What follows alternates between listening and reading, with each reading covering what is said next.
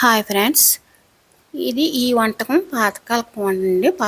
అంటే మన పూర్వీకుల వంటకం అనమాట. ఈ వంట మనం మినపప్పు నానబెట్టేసి నైట్ తొక్కతో పప్పు తీసుకున్నాను నేను. నానబెట్టేసుకొని ఉదయం కడిగేసుకొని రుబ్బుకొని మనం వడియాలు పెట్టుకోవాలన్నమాట. ఆ వడియాల కూర అండి ఇది. వాళ్ళు ఏమంటారంటే పురుగులు ఈ వడియాల్ని ఒట్టి వడియాలని అంటారు, మనం మినపప్పు వడియాలని అంటాము. అలాగే ఇక్కడ 3 ఉల్లిపాయలు 2 టమాటాలు తీసుకొని కట్ చేసుకున్నాను. అలాగే 3 పచ్చిమిరపకాయలు కూడా కట్ చేసుకున్నాను అనమాట. ఇలా పోపు తయారు చేసుకోవాలి. నేను ఒకే ఒక కప్పు తీసుకున్నానండి వడియాలు ఇవన్నీ. నెక్స్ట్ కళాయి వేసుకొని ఆయిల్ వేసుకొని ఇవి మరిగిన తర్వాత మనం వడియాలు ఒకసారి వేపు తీసేసుకోవాలన్నమాట. వడియాలు వేపు తీసేసుకోవాలి. కొంచెం బ్రౌన్ కలర్ వచ్చే వరకు అంతా వేపండి. బాగుంటుంది కర్రీ, బాగుంటుంది వేపుకుంటే.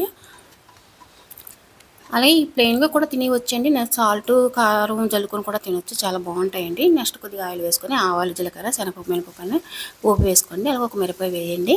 నెక్స్ట్ ఆనియన్స్ కూడా వేసి వేగనివ్వండి. అల్లం వెల్లుల్లి పేస్ట్ 1 స్పూను, ఉప్పు అన్నీ వేసి వేగనివ్వాలి. ఇలాగా కొద్దిగా మూత పెడితే మగ్గుతాయి అన్నమాట. ఇవ్వండి మగ్గాయి చూసారా.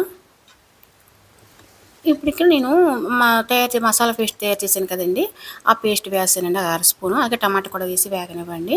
నెక్స్ట్ కారం, ఇక్కడ ఉప్పు కారం అనేది మీ టేస్ట్ని పెట్టి మీరు వేసుకోండి.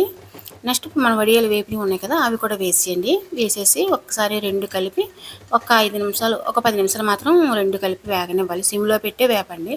నేను ఏ కర్రీస్ వండినా సిమ్లో పెట్టే వండుతానండి, ఎందుకంటే మనకు రుచి వస్తుంది అన్నమాట, టేస్ట్ వస్తుందండి. సిమ్లో పెట్టి వండితే హైలో పెట్టేసామనుకుంటే కూర మాడిపోవడం తప్ప రుచి ఉండదు.